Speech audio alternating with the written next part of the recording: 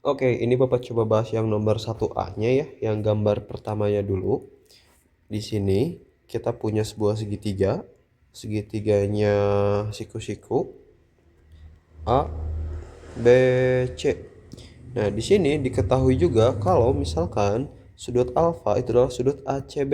Berarti kan kalau ACB itu dari A ke C ke B. Nah, artinya sudutnya yang di sini gitu. AB-nya 24, AC-nya 25. Nah, ini karena dia siku-siku, kita bisa cari BC dengan Pitagoras gitu ya. Kalau misalkan nggak hafal triple Pitagoras yang 7, 24, 25, maka kita untuk hitung BC itu sama dengan akar dari 25 kuadrat dikurangin 24 kuadrat ya. Yang miring dikurangin sama yang sisi lainnya. Berarti di sini kita akan dapat 625 ini dikurangin 576. Ini dapatnya adalah 49 sehingga BC itu adalah 7. Jadi betul ya, sesuai triple Pitagoras 7, 24, 25. Oke, ini kayaknya kegedean deh. Nah, di sini kita tuh harus menentukan nilai keenam perbandingan. Artinya yaitu nilai semuanya sin, cos, tan, kotangan, sekan, kosekan gitu ya. Karena di sini kita mulainya dari C sudutnya, maka kita bisa namain dulu biar gak pusing gitu ya. Namain dulu kalau misalkan ini adalah samping, ini adalah depan dari C, ini adalah miring. Nah, berarti kita akan dapat di sini untuk perbandingan yang pertama sin C berarti depan per miring gitu ya. Depan per miring. Depan per miringnya itu adalah AB, miringnya adalah AC. Berarti kita akan dapat 24 per 25. Cos C berarti ini adalah samping per miring. Berarti di sini sampingnya BC, miringnya AC. Berarti ini dapatnya adalah di sini sampingnya 7, miringnya 25. Nanti tan berarti ya, tan C. Tan C itulah depan per samping. Berarti di sini depannya AB, kemudian sampingnya adalah BC sama dengan di sini kita akan dapat depannya 24, sampingnya 7 gitu. Berarti kita akan cari kotangan. Kotangan itu adalah kebalikan dari tan. Berarti ini dapatnya 7 per 24 gitu. Kalau yang ini setelah kotangan ada sekan gitu ya. Sekan itu kebalikan dari cos. Berarti itu adalah 25 per 7. Terus nanti ada kosekan gitu ya. Kosekan dari C itu sama dengan kebalikan dari sin. Berarti dapatnya 25 per 24. Ini untuk yang nomor 1A. Begitupun nanti ya buat yang selanjutnya. Di sini kita punya ABC gitu ya, berarti A mungkin ini B-nya gitu ya, ini adalah C. Jadi ini sudutnya, ini depan, ini samping, ini miring. Kemudian yang ini pun sama, alfa sama dengan BAC. BAC berarti di sini nih sudutnya, berarti ini depan, ini samping, ini miring. Nanti cari gitu ya sin kostannya dan panjang-panjang sisinya dulu gitu. Jadi pertama tentukan panjang sisi yang belum diketahui, baru ke perbandingannya. Itu untuk yang nomor 1. Oke, ini buat yang nomor 2-nya. Diketahui tan alfa sama dengan 0,75. Tentukan nilai perbandingan trigonometri sin, cos, kosekan, sekan, kotangan. Oke. Nah, ini kita bisa olah dulu nilai dari yang diketahui tan alfa. Tan itu adalah dia itu depan per samping. Nah, di sini 0,75 itu sama dengan 75 per 100 alias 3 per 4. Nah, artinya nilai depannya adalah 3, sampingnya adalah 4 gitu. Nah, jadi selanjutnya kita ini langkah pertama, langkah kedua kita bikin segitiganya. Bapak selalu bikin kayak gini aja. Segitiga kayak di kuadran 1. Sudutnya yang di sebelah sini alfa. Jadi kita akan tahu gitu ya dengan mudah ini adalah depan, ini adalah samping, ini adalah miring. Depannya 3, sampingnya 4, maka miringnya adalah 5 karena dia triple Pitagoras 3, 4, 5. Nah, karena selanjutnya adalah ditanyakan itu tentukan nilai perbandingan yang lainnya, udah kita langsung aja berarti ya yang ketiga. Berarti kita misalkan cari sin alfa. Sin alfa itu adalah depan per miring, depannya 3, miringnya 5. Selanjutnya cos alfa, samping per miring, sampingnya adalah 4, miringnya adalah 5. Tangannya udah, berarti kotangan gitu ya. Tapi buat tulis dulu aja deh biar rapi gitu ya. Kotangan alfa berarti dapatnya tadi 3/4. Nah berarti kotangan alfa itu tinggal dibalik aja 1/tan alfa, berarti dapatnya 4/3, atau bisa ditulis samping per depan gitu. Sekarang secant alfa berarti di sini adalah kebalikan dari cos atau miring per samping, berarti di sini 5/4. Kemudian terakhir adalah kosekan alfa itu sama dengan 1/sin alfa, berarti dapatnya di sini 5/3. Sudah, itu untuk yang nomor 2. Jadi langkah pertamanya olah yang diketahui, tentukan ini tuh tentang apa, ternyata depan samping, dapat nilai-nilainya, cari deh keseluruhan segitiganya, baru perbandingan yang lainnya kita tentukan. Seperti itu. Kita next ke nomor selanjutnya. Ini buat yang nomor selanjutnya. Di sini kita punya sin x 0,28. Kita harus cari cos x-nya berapa. Kemudian ini kita punya tan y. Kemudian di sini harus cari cos y. Nah, caranya tetap sama gitu ya. Kita misalkan olah yang sin x sama dengan 0,28. Berarti ini adalah 28/100. Kita sederhanain bagi 4 jadi 7/2, 5. Berarti kita bikin segitiganya. Misalkan di sini adalah x, berarti kan sin itu adalah depan per miring. Berarti di sini depannya 7, depannya 7, miringnya 25. Nah, ini ada triple Pythagoras yaitu 7, 24, 25. Berarti kita akan dapat ini sampingnya adalah 24. Jadi kalau ditanyain berapa nilai dari cos x? Cos x itu adalah samping per miring. Berarti kita akan dapat hasilnya 24/25. Ini nilai dari cos x. Selanjutnya kita akan cari nilai dari tan y. Tan y itu adalah 2,4, berarti 24/10. Kita sederhanain jadi bagi 2 aja. Ini hasilnya adalah 12/5. Nah berarti kalau tan dia adalah depan per samping. Udah, kita bikin lagi aja segitiganya, jangan pusing-pusing disatuin gitu. Misalkan ini adalah sudut y nya, berarti depannya adalah 12, sampingnya 5. Nah ini pun ada triple Pythagoras yaitu 5, 12, 13. Berarti ini samping miringnya, sisi miringnya adalah 13. Karena miringnya adalah 13, berarti kita akan dapat cos y itu adalah samping per miring. Berarti sampingnya itu adalah 5, miringnya adalah 13. Jadi kita akan dapat pada akhirnya diperoleh yang ditanyakan adalah cos x ditambah cos y. Berarti cos x adalah 24/25 ditambah cos y nya 5/13. Nanti ini kita bisa jumlahin ya, karena penyebutnya sangat berbeda. Ya karena berbeda banget, berarti kita harus pakai perkalian penjumlahan pecahan ya. Ini kita bawahnya kaliin 25 kali 13, atasnya kita kali silang 24 kali 13, ditambah berarti yang ininya sampingnya 5 kali 25. Oke, di sini kita bisa langsung hitung aja ya.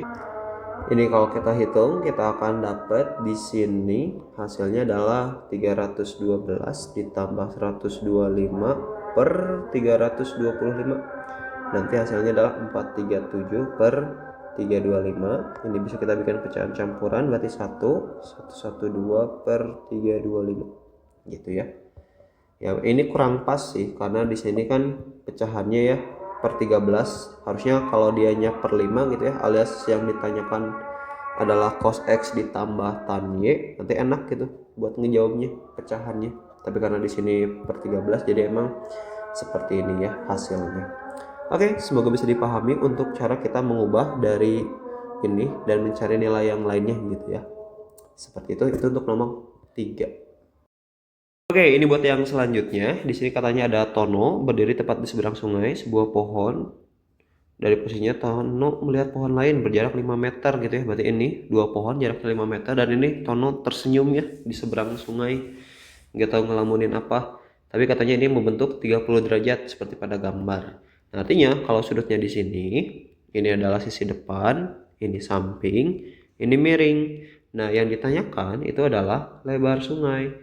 Lebar sungai kalau dalam segitiganya itu adalah sisi samping gitu ya.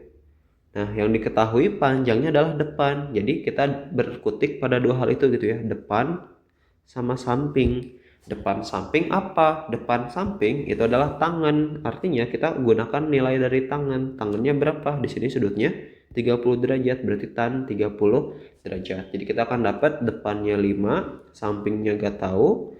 Ini dapatnya tan 30 berapa? Tan 30 gitu ya. Tan 30 kalau misalkan Bapak ngafalinnya adalah menggunakan sin 30 per cos 30.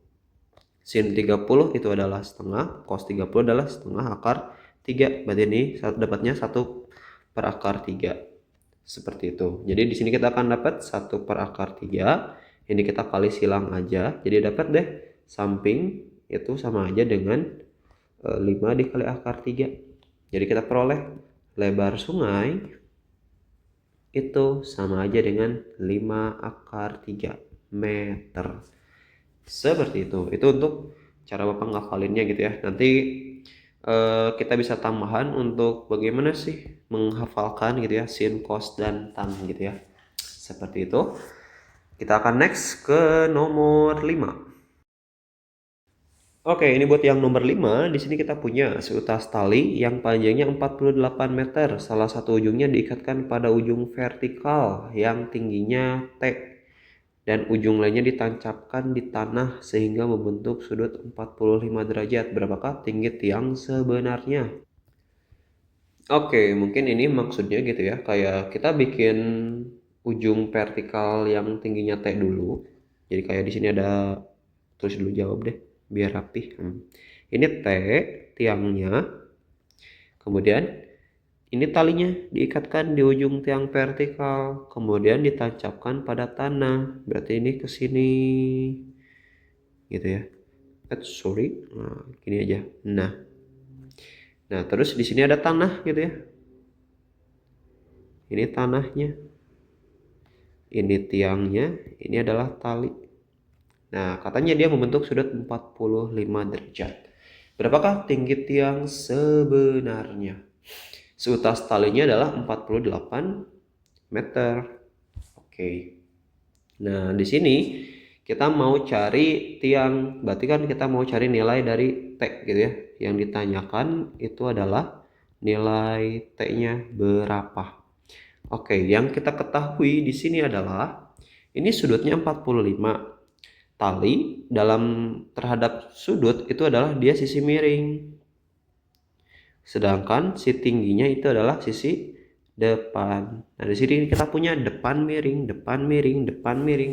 Depan miring itu adalah perbandingan dari sin gitu. Depan per miring. Sin berapa? Sudutnya 45 derajat, berarti sin 45 derajat. Depannya apa? Depannya adalah T gitu ya, yang kita cari. Miringnya adalah 48. Berapa? Sin 45, berarti sekarang ini adalah hasilnya setengah dari akar 2. Maka T-nya itu tinggal kita kaliin aja, 48 dikali setengah akar 2. Maka di sini hasilnya adalah 24 akar 2 meter. Jadi seperti itu untuk yang nomor 5. Kita harus coba belajar gitu ya, berusaha memahami apa maksud dari soal ceritanya. Mana 45 derajatnya, mana talinya, mana tiangnya, mana tanahnya. Tapi yang pasti tanah selalu di bawah ya. Oke, seperti itu. Semoga bisa dipahami. Kita akan next ke nomor 6. Oke, nomor 6 di sini. Seorang anak bermain layang-layang di tanah lapang yang datar. Benang pengendali layang-layang dipancang di suatu titik sedemikian rupa sehingga antara benang dan tanah lapang membentuk sudut 57 derajat. Jika panjang benang, ini kita coba kasih notes. Oke. Jika panjang benang dari tiang pancang ke layang-layang adalah 70 meter. Berapakah ketinggian layang-layang?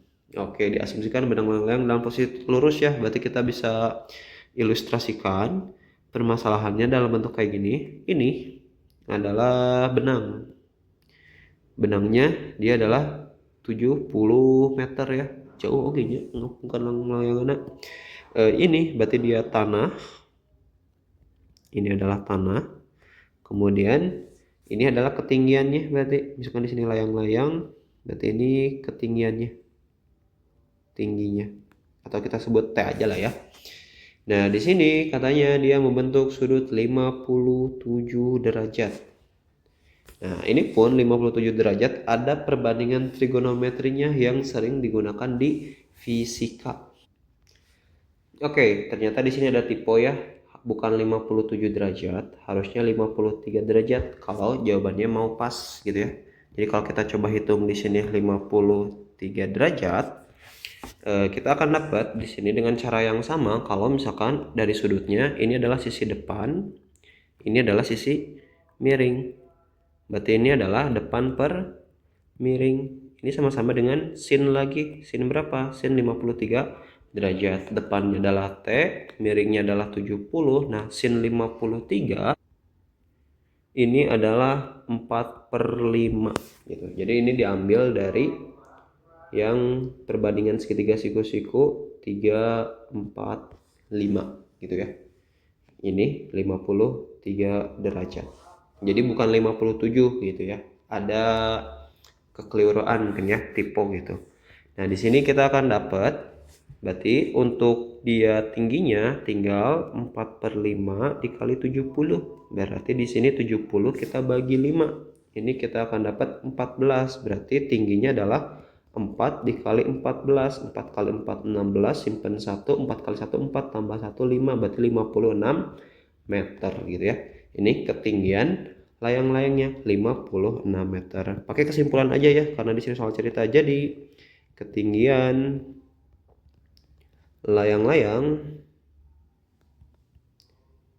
adalah 56 meter gitu.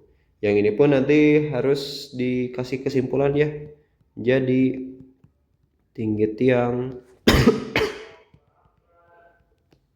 sebenarnya adalah 24,2 meter. Kalau mau detailnya berapa, berarti pakai kalkulator ya. Akar 2 itu berapa? Kaliin ke 24. Yang ini juga udah nih ada kesimpulannya gitu ya. Tapi kalau pakai jadi juga boleh gitu ya, bukan titik 3. Seperti itu. Oke, semoga bisa dipahami untuk nomor 6 ya. Buat gambar sama cara hitungnya. Kita next ke nomor 7. Oke, ini buat yang nomor 7. Di sini katanya ada Sukardi dengan tinggi 180 cm mengamati puncak gedung dengan sudut elevasi 45 derajat. Sudut elevasi itu adalah sudut kita kayak melihat ke atas.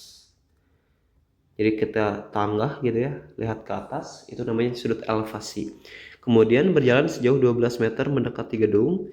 Di posisi tersebut, Sukardi mengamati puncak gedung kembali dengan sudut elevasi 60 derajat. Tentukan tinggi gedung tersebut. Oke. Jadi di sini gambarnya kita harus bikin dulu gambarnya seperti ini. Ini adalah yang pertama. Ini misalkan gambar orangnya gitu ya. Dia tingginya 180 cm. Nah, berarti kan gedungnya itu ada yang bagian bawahnya juga gitu. Yang diamati oleh Sukardi berarti yang ininya. Jadi kita nanti bisa tinggal cari aja ini tingginya berapa, nanti ditambahin sama 180 cm. Ini katanya diketahui sudut elevasinya adalah 45 derajat untuk yang pertama. Kemudian dia berjalan mendekati gedung tersebut dengan sejauh 12 meter. Berarti kalau kita bikin, dia akan jadi lebih dekat. Ini adalah 60 derajat dan ini dia majunya adalah 12 meter. Nah, di posisi tersebut Sukardi mengamati puncak gedung kembali dengan sudut elevasi 60 derajat. Tentukan tinggi gedung tersebut berapa T-nya gitu ya. Oke, biasanya ini tuh kita jadi punya dua sudut pandang. Yang pertama itu yang 45 derajat gitu ya.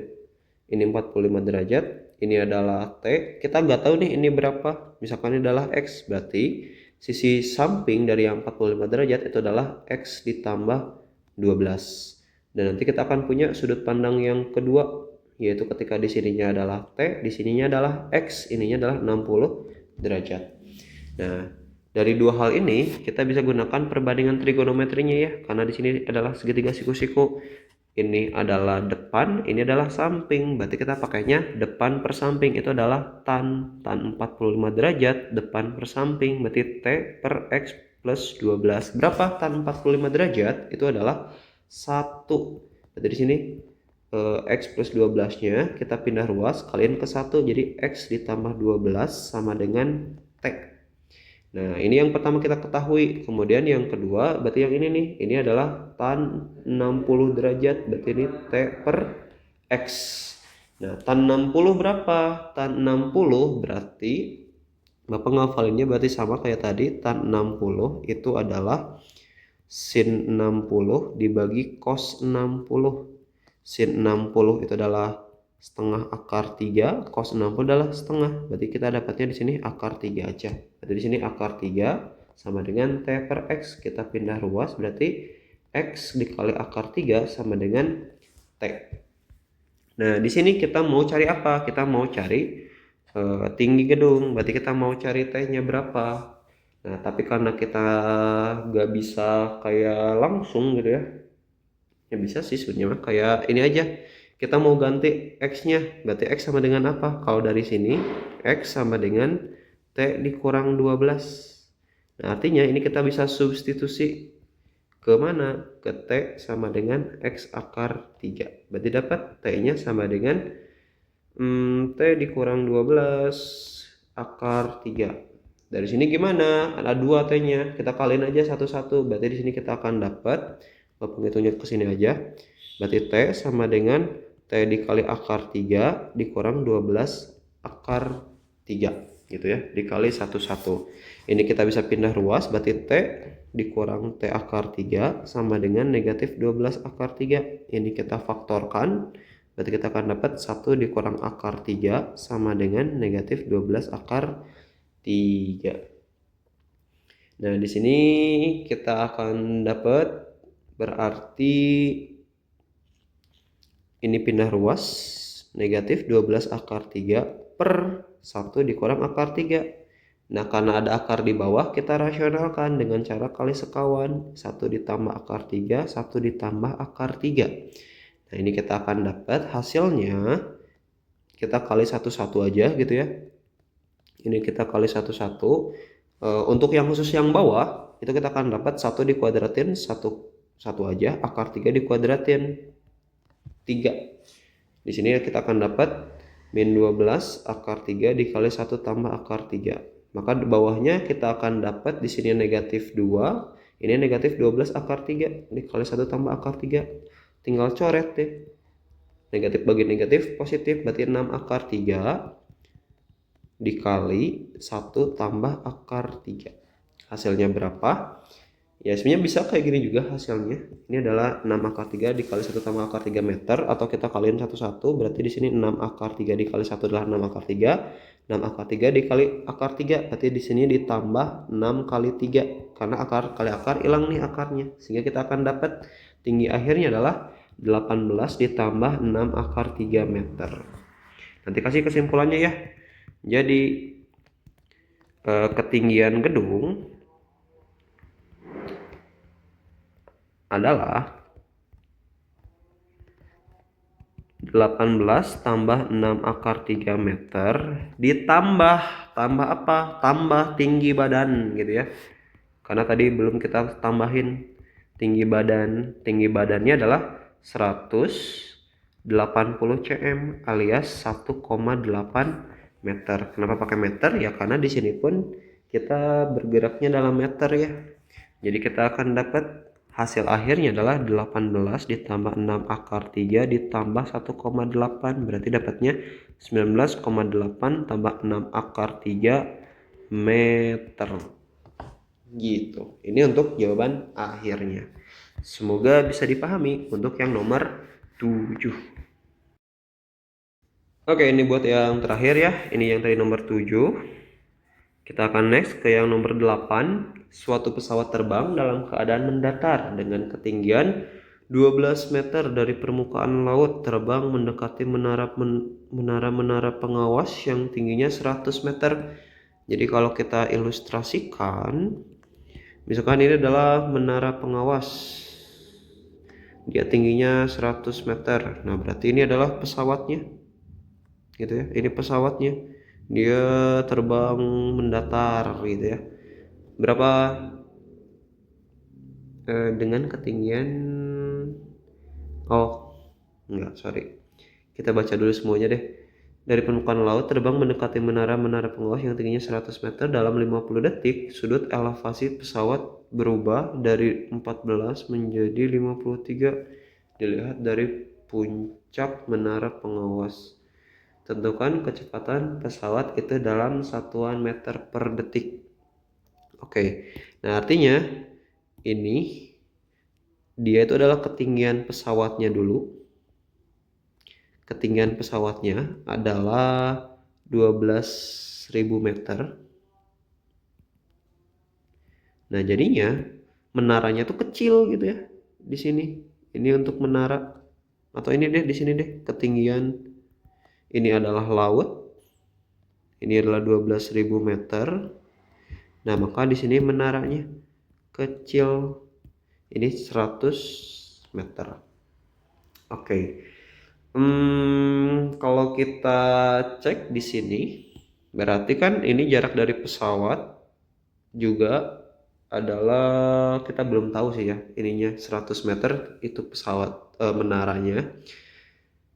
Di sini dalam 50 detik sudut elevasi pesawat berubah dari 14 menjadi 53 dilihat dari puncak menara pengawas. Artinya kita punya sudut pandangnya kayak gini. Sudut elevasi, berarti ini sudut elevasi itu dia yang melihat ke atas. Dia asalnya adalah 14 derajat, berubah setelah pesawatnya maju, itu sudutnya dia menjadi 53 derajat. Gitu. Yang ditanyakan kecepatan. Kecepatan itu adalah jarak dibagi waktu. Waktunya udah ada ya, 50 detik. Nah, berarti yang kita cari adalah jaraknya. Berapa jaraknya? Berarti jarak yang ditempuh dari titik ini gitu ya. Ini berapa jarak tempuhnya dalam 50 detik. Nah, cara mencarinya, kalau misalkan Bapak gambarkan ini segitiga, misalkan ini adalah A, B, C, D, udah ABC. Nah, maka jarak itu sama aja dengan BD dikurangin BC. BD dikurangin BC. Nah, kita coba pisahkan aja segitiganya gitu ya, biar nggak pusing. Seperti ini. Ini yang 14 derajat.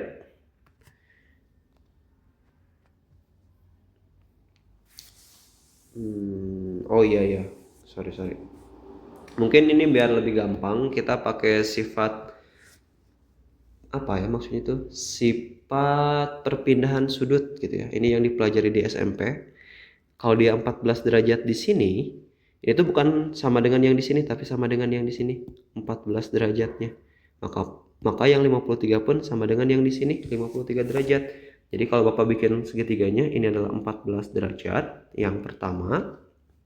Berarti ini adalah B, ini adalah D, ini adalah A. Kemudian kita akan dapat segitiga yang kedua. Seperti ini adalah yang 53 derajat, tapi 53-nya adalah di atas. Ini C, ini B, ini A. Oke. Nah, kita akan ketahui kalau misalkan tadi tinggi menara itu 100 meter. Sedangkan pesawat ke laut 12.000 meter. Artinya AB gitu ya. AB itu sama aja dengan 12.000 dikurangin 100 meter. Berarti 11.900 meter gitu. Yang kita mau cari adalah BD sama BC alias sisi yang samping gitu. Samping di sini pun samping berapa. Nah, nanti kita akan dapat untuk yang 14 derajat dulu ya. Ini depan, ini samping. Berarti kita pakainya tan. Tan dari 14 sama dengan AB per BD. Berarti di sini tan 14 sudah diketahui, katanya itu 0,25. Berarti kita akan dapat 0,25 sama dengan 11.900 per BD. Nah, berarti 0,25 itu bisa kita ubah menjadi 1/4. Kalau pindah ruas, berarti kita akan dapat BD sama dengan 11.900 dikali 4. Ini untuk BD. Oke, untuk yang selanjutnya kita akan punya di sini 53. Kita mau cari sisi samping gitu ya. AB-nya juga sama 11.900. Di sini diketahuinya sin 53. Sedangkan kan yang kita gunain adalah tan ya. Tan 53 sama dengan AB per BC. Berarti kalau di sini, berarti di sini dapatnya adalah 11.900 per BC. Tan 53-nya kita harus cari. Kalau misalkan tadi sin 53 itu sama dengan 0,8, berarti ini kan adalah 8/10 alias 4/5. Nah, berarti segitiganya adalah di sini 53 derajat. Di sini kita akan dapat depan per miring, berarti depannya 4, miringnya 5, berarti sampingnya adalah 3. Sehingga tan 53 itu adalah 4/3. Jadi kita akan dapat 4/3. Sehingga BC itu sama aja dengan 11.900, 4/3 pindah ruas jadi 3/4. Oke, kita akan dapat deh jarak itu sama dengan BD dikurang BC. Berarti 4 dikali 11.900 dikurang 3/4 dikali 11.900. Biar gampang, ini kita anggap sebagai X aja. Berarti kita akan hitungnya tinggal 4 dikurangin 3/4 gitu. Jadi kita akan dapatnya di sini 4 kali 4 16 dikurang 3/4 dari 11.900. Berarti kita akan dapatnya di sini 13/4 kali 11.900. Ini jaraknya yang kita punya. Belum Bapak hitung karena emang belum beres ya. Karena yang ditanyain adalah kecepatan. Berarti kita akan dapat, maka kecepatan itu sama aja dengan jarak dibagi waktu. Berarti di sini jaraknya adalah 13/4 kali 11.900 per waktunya adalah 50 detik. Ini kita tinggal sederhanakan, coret. Di sini kita bisa langsung aja bagi 5 gitu ya. 1190 kita bagi 5. Kita akan dapat di 11 bagi 5 adalah 2, sisanya 1. 19 bagi 5 adalah 3. Berarti 3 kali 5 15. 19 dikurang 15 itu adalah 4. Berarti 40 dibagi 5 adalah 8. Jadi kita akan dapat di sini 13/4 dikali 2 38. Berarti ini kita bagi 4, 23 dibagi 4 itu adalah 5. Kemudian sisanya di sini 38. Oh, enggak pas ya. Berarti kita harus pakai kalkulator. Atau enggak apa deh, manual aja. Bagi 4 berarti di sini 5, 20, 3, 8, berarti di sini 9, 36, berarti di sini 2, koma berarti ya 0, 5. Berarti di sini 20, 0. Oke, berarti kita akan dapat di sini 13 kali 59,5. Kita akan dapat berarti jawaban akhirnya 59,5 kali 13 berarti 15. 1, 3 kali 9 27 tambah 1 28. Berarti 3 kali 5 15, berarti 17. Di sini 1 5 9 5, berarti 5 13 1 17 1 7. Oke, berarti dapatnya 773,5 meter per detik. Gitu ya, karena tadi waktunya dalam detik. Udah, kita dapat kesimpulan kecepatan pesawat adalah 773,5 meter per detik. Sip, seperti itu. Itu untuk yang nomor 8. Jadi ini pelan-pelan aja ya, karena memang rumit. Masuk ke soal yang HOTS. Oke, sekian buat pembahasannya dari 1 sampai 8. Semoga bisa dipahami. Yang nomor 1 itu baru yang gambar pertama aja. Jadi nanti dicoba buat yang gambar kedua dan ketiganya ya. Oke, bye.